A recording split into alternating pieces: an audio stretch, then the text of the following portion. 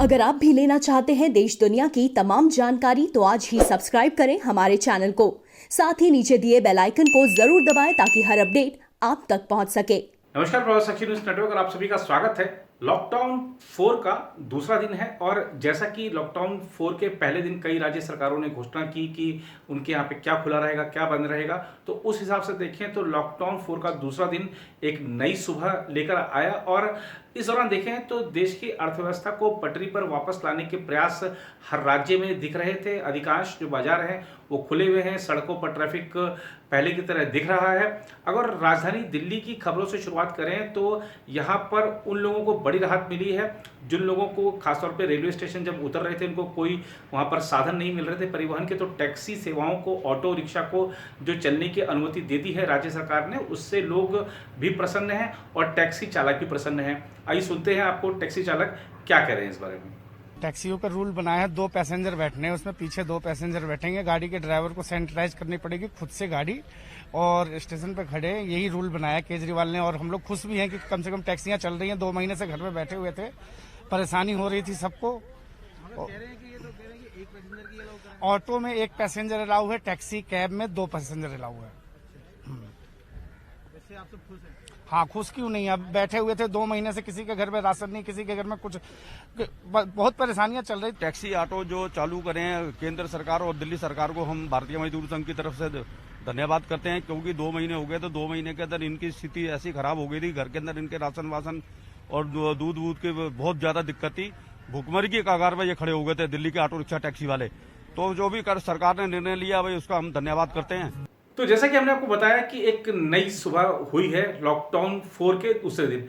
अब सुबह में चाय बहुत जरूरी होती है, चाय की दुकानें भी खुल गई हैं, जिससे देखिए जो चाय वाले भी प्रसन्न हैं और लोग भी जो आवागमन करते थे जिनको अभी छूट थी आने जाने की, तो वो भी प्रसन्न है कि कम से कम वहाँ पर मोहल्ले में या सड़क पर चाय की दुकान खुल गई तो चाय तो पी सकते हैं जब मर्जी होगी। तो देखते हैं जरा चाय वाले और लोग जो चाय पीने वाले वो क्या कह रहे हैं।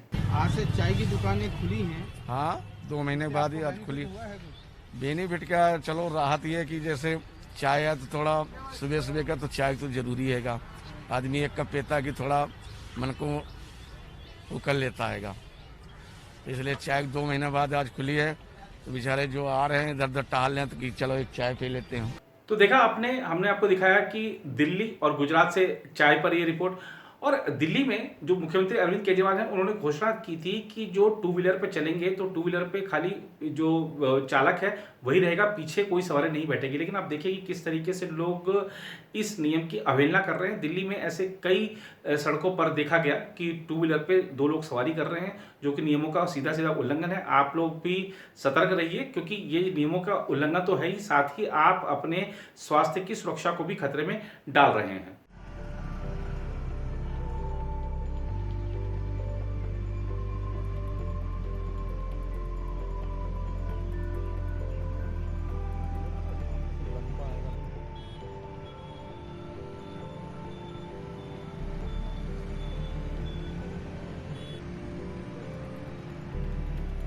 तो आज देश के विभिन्न शहरों में बहुत सारे ऐसी जगह तस्वीरें दिख रही हैं कि लोग सड़कों पर निकल रहे हैं, ट्रैफिक जाम लगा हुआ है। आइए आपको एक खूबसूरत सफर पर ले चलते हैं बहुत सारे शहरों के, जिसमें आप देख पाएंगे कि जो दुकानें खुल चुकी हैं, लोग सैलून पे जा रहे हैं, बसों में लोग यात्रा कर रहे हैं, सड़कों पर लोग निकल रहे हैं, ट्रैफिक जाम लगा हुआ है।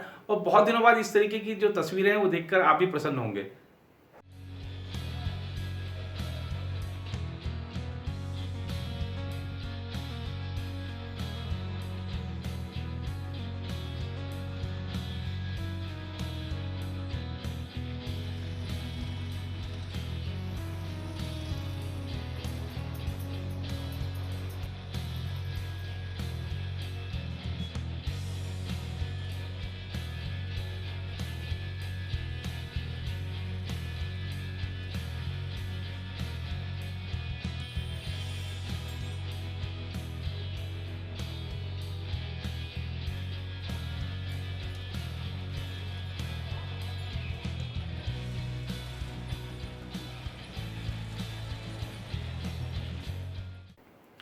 इस बीच दिल्ली के उप मुख्यमंत्री मनीष सिसोदिया ने एक बयान में कहा है कि दिल्ली सरकार ने अब तक 65,000 से ज़्यादा प्रवासी श्रमिकों को उनके गृह राज्यों तक भेजा है। प्रवासी श्रमिकों का मुद्दा सबसे ज़्यादा गरमाया हुआ है। देखते हैं दिल्ली के उप मुख्यमंत्री मनीष सिसोदिया क्या कह रहे हैं। दिल्ली सरकार की बात नहीं है, पूरी दिल्ली 2 महीने के लॉकडाउन से, क्योंकि कोरोना की वजह से लॉकडाउन किया गया था और कोरोना को समझा है, कोरोना कैसे फैलता है उसके लिए तैयारी की है।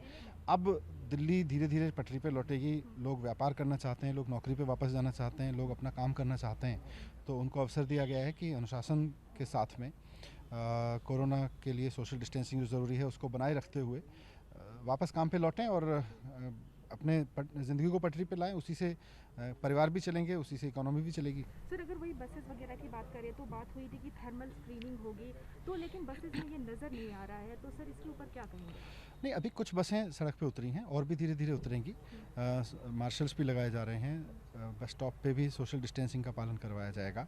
लेकिन एकदम से मैं लोगों को भी कहूँगा कि बहुत ज़रूरी स्थिति में ही घर से निकलें, वरना कोरोना का खतरा अभी गया नहीं है।